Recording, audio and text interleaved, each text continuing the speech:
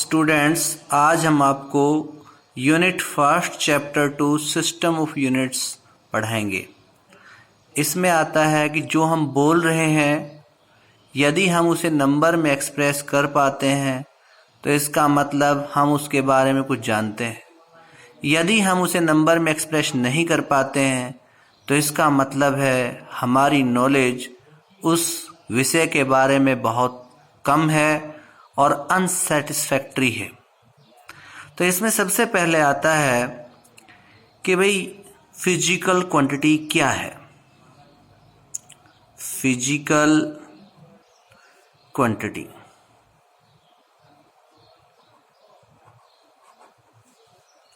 Physical quantity क्या है? ऐसी क्वांटिटी जिसको हम मेजर कर सके, जिसको हम माप सके। ए क्वांटिटी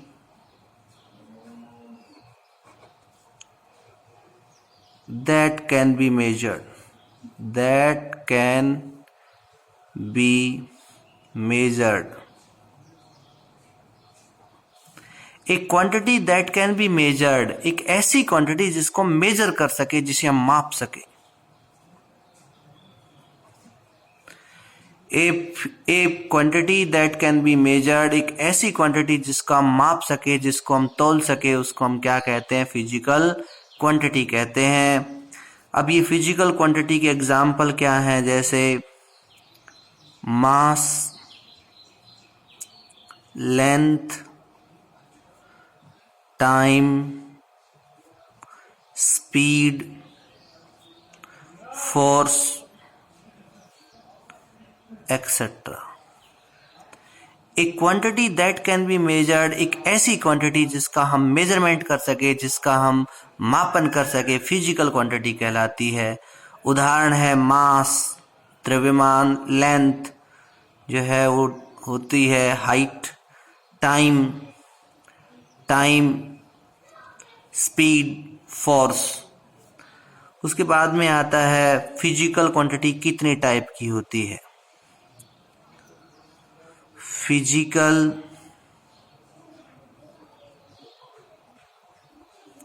क्वांटिटी फिजिकल क्वांटिटी को हम दो भागों में बांट सकते हैं। एक आती है भाई बेस और फंडामेंटल।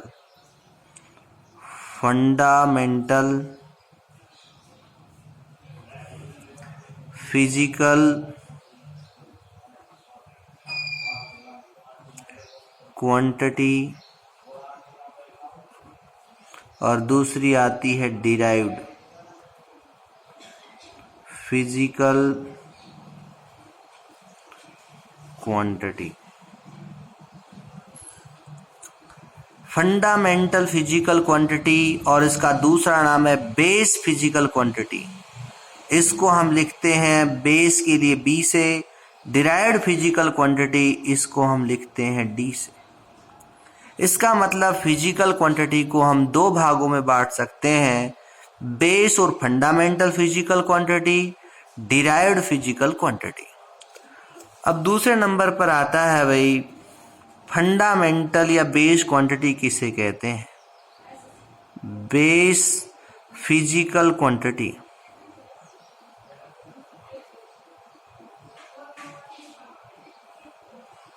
बेस फिजिकल क्वांटिटी क्या होती है? A physical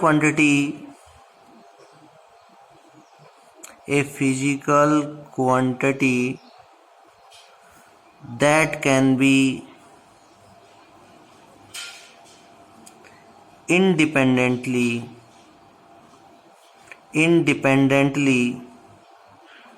measured। एक ऐसी फिजिकल क्वांटिटी जिसका हम इंडिपेंडेंट मेजरमेंट कर सकते हैं, उसको हम बेस फिजिकल क्वांटिटी कहते हैं। जैसे यदि हमें कोई डिस्टेंस मेजर करना है तो उसके लिए हमें मास, टाइम या किसी दूसरी फिजिकल क्वांटिटी की हेल्प नहीं चाहिए होती। तो इसका मतलब एक ऐसी फिजिकल क्वांटिटी जिसका इंडिपेंडेंट मेजर हो सकता है, जो अपने आप में मापी जा सकती है, जिसको मापने के लिए किसी दूसरी फिजिकल क्वांटिटी की जरूरत नहीं होती, उसको हम बेस फिजिकल क्वांटिटी कहते हैं। मतलब एक ऐसी फिजिकल क्वांटिटी जिसका इंडिपेंडेंट मेजरमेंट पॉसिबल हो। इसके एग्जाम्पल होते हैं मास, लेंथ, टाइम, उसके बाद में आता है करंट, फिर आता है temperature, quantity of matter,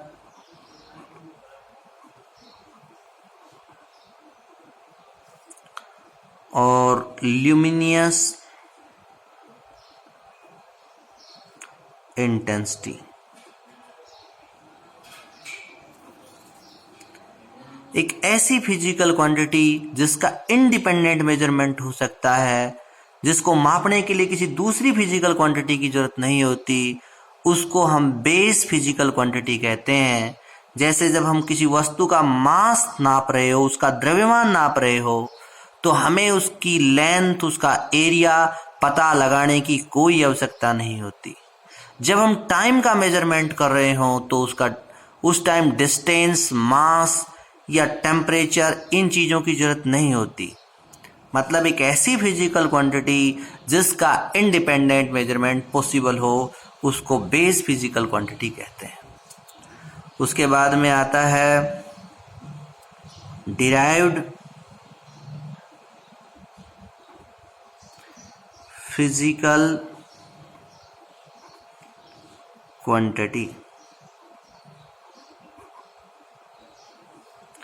derived physical quantity क्या होती है? A physical quantity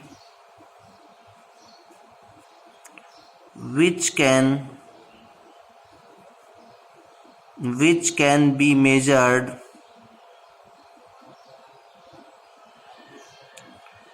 with help of base quantity। एक ऐसी फिजिकल क्वांटिटी जो बेस क्वांटिटी की हेल्प से मापी जाए, जिसका मेजरमेंट बेस फिजिकल क्वांटिटी की हेल्प से हो, उसको हम बोलते हैं डिराइव्ड। और एक ऐसी फिजिकल क्वांटिटी जिसका इंडिपेंडेंट मेजरमेंट हो, वो बेस फिजिकल क्वांटिटी, और जो बेस क्वांटिटी की हेल्प से मेजर हो वो होती है डिराइव्ड। एग्जाम्पल है स्पीड। अब स्पीड में आप जानते हैं कि इसके बराबर होती है distance travelled divide by time taken. Means speed को मेजर करने के लिए हमें एक तो चाहिए लेंथ और एक चाहिए टाइम। लेंथ और टाइम बोथ क्या है? Base quantity. इसका मतलब डिराइव्ड फिजिकल क्वांटिटी वो होती है जिनके मेजरमेंट के लिए हमें बेस फिजिकल क्वांटिटी की हेल्प चाहिए, वो कहलाती है डिराइव्ड फिजिकल क्वांटिटी। ऐसे ही आता है भाई एक्सेलरेशन, मोमेंटम,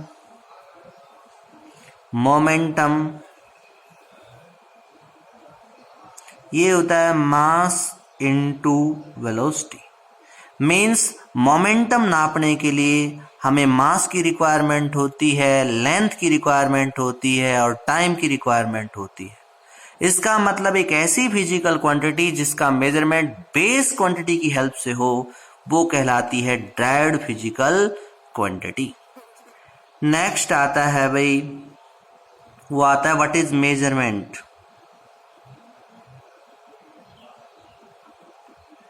मेजरमेंट क्या है? Comparison of unknown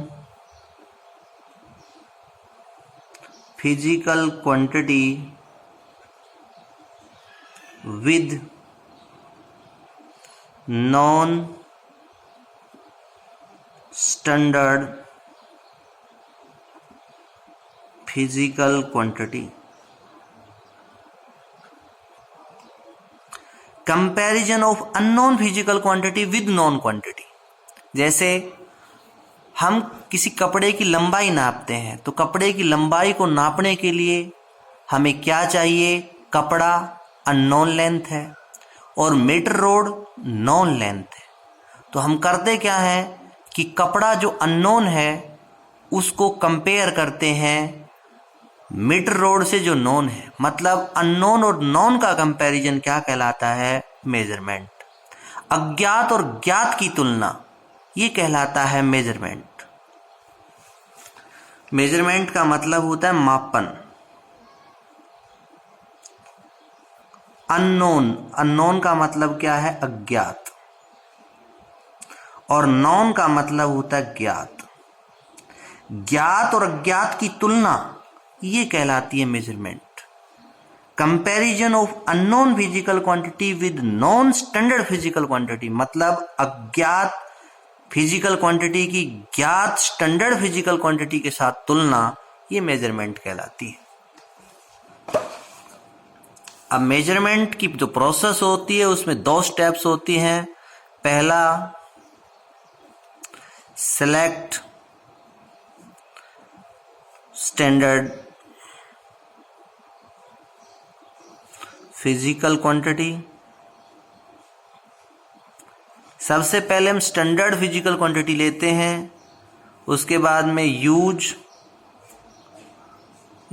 standard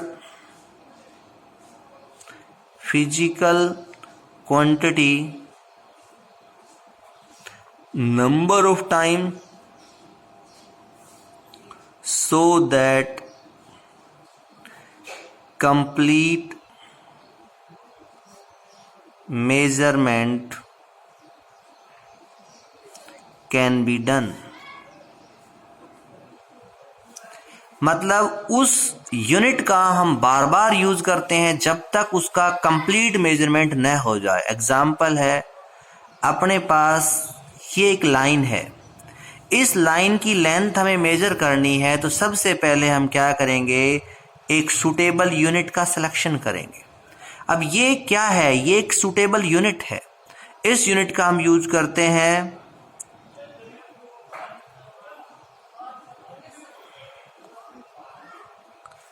select unit, use the unit number of time so that complete physical quantity can be measured।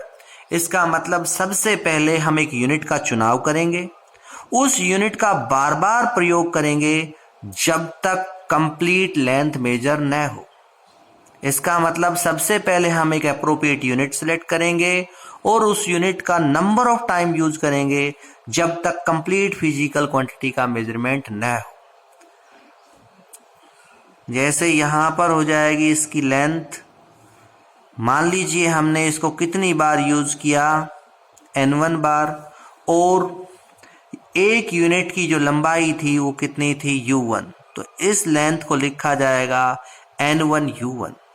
और यदि मैं दूसरी बार एक यूनिट चेंज कर दूं और यूनिट को u2 कर दूं, तो इस बार जो निव यूनिट है उसको हमने कितनी बार यूज किया? 1,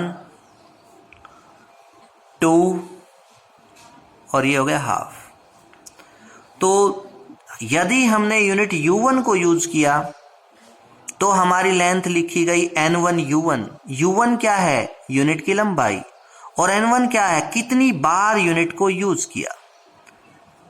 अब यदि मैं सेकंड यूनिट को चूज करता हूं तो इस लेंथ को लिखा जाएगा n2 u2। परंतु लाइन तो वही है। इसका मतलब यही लेंथ यदि यूनिट u1 की फॉर्म में लिखी जाए तो n1 u1 लिखी जाएगी, और यही लेंथ यदि u2 की फॉर्म में लिखी जाए तो n2 u2 लिखी जाएगी। तो यदि मैं इन दोनों की तुलना करूं तो इसे लिखा जा सकता है n2 u2 बराबर n1 u1। ऐसा कैसे लिखा? क्योंकि लेफ्ट साइड दोनों इक्वेशन की इक्वल है, इसलिए राइट भी इक्वल होगी। n2 u2 इक्वल टू हो गया n1 u1। यदि मुझे ये निकालना हो कि n2 कितना होगा तो मैं लिखूंगा n1 u1 divide by u2। ये था मेजरमेंट। तो मेजरमेंट क्या है? अज्ञात राशि की ज्ञात राशि के साथ तुलना, अज्ञात की ज्ञात राशि के साथ तुलना मेजरमेंट कहलाती है। अब मेजरमेंट में दो स्टेप होते हैं। सबसे पहले हम एक स्टैंडर्ड यूनिट का सिलेक्शन करेंगे, उसके बाद उस यूनिट को कई बार उपयोग करेंगे जब तक कंप्लीट मेजरमेंट न हो। मान लीजिए हमने एक सूटेबल यूनिट U1 ली, उसे कितनी बार यूज किया? उसे हमने 5 बार यूज किया। और मान लीजिए U1 कितना था? 1 सेंटीमीटर। तो इस लाइन की लेंथ को मैं कितना लिखूंगा? 5 टाइम मैंने यूनिट को यूज किया और एक यूनिट की लंबाई कितनी थी? 1 सेंटीमीटर। तो इसकी लंबाई कितनी हो जाएगी? 5 सेंटीमीटर। तो इस तरीके से हम किसी फिजिकल क्वांटिटी का मेजरमेंट कर सकते हैं। इसके बाद में आता है कॉन्सेप्ट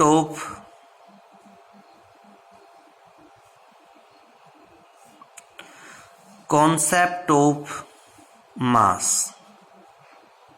मास क्या है? किसी वस्तु में विद्यमान पदार्थ की मात्रा, उसका द्रव्यमान कहलाती है। तो यहां पर हम लिखेंगे quantity of matter in a body.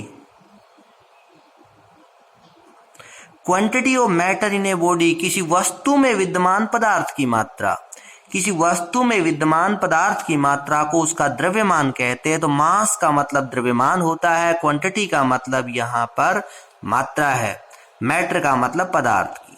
तो पदार्थ की मात्रा जो किसी वस्तु में है उसको हम मास कहते हैं। Quantity of matter present in a body is called मास। किसी वस्तु में विद्यमान पदार्थ की मात्रा को हम उसका मास कहते हैं। अब मास की जो यूनिट है वो होती है किलोग्राम। स्मॉल यूनिट्स होती हैं ग्राम। तो इस तरीके से हम मास को समझ सकते हैं, quantity of matter in a body, किसी वस्तु में विद्यमान पदार्थ की मात्रा को हम मास कहते हैं। अब मास भी दो टाइप के होते हैं।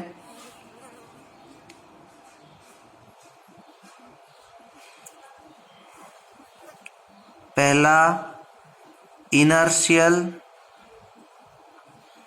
मास और दूसरा ग्रेविटेशनल मास।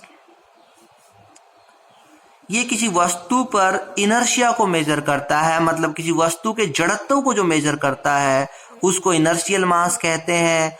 जो वस्तु पर अर्थ के पुल को रिप्रेजेंट करता है उसको ग्रेविटेशनल मास कहते हैं। जो अर्थ के पुल को मेजर करता है, जो वस्तु के ऊपर उसके इनर्शिया को मेजर करता है, जो वस्तु पर उसके इनर्शिया को मेजर करता है उसे इनर्शियल मास, और जो वस्तु पर अर्थ के पुल को मेजर करता है उसे ग्रेविटेशनल मास कहते हैं। उसके बाद में आता है लेंथ। लेंथ क्या होती है? Separation between 2 points on extreme end of object।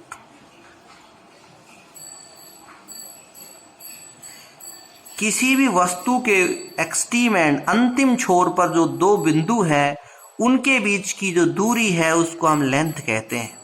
किसी भी वस्तु के अंतिम छोर पर स्थित बिंदुओं के बीच की दूरी को उसकी लेंथ कहते हैं। Separation between 2 point on extreme and. Extreme and का मतलब होता है अंतिम छोर।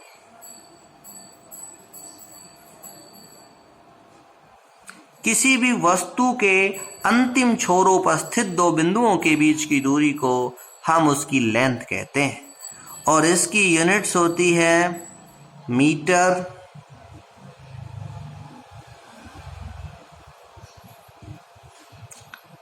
और इसी की जो एक्सटेंडेड फॉर्म है उसको कहते हैं किलोमीटर।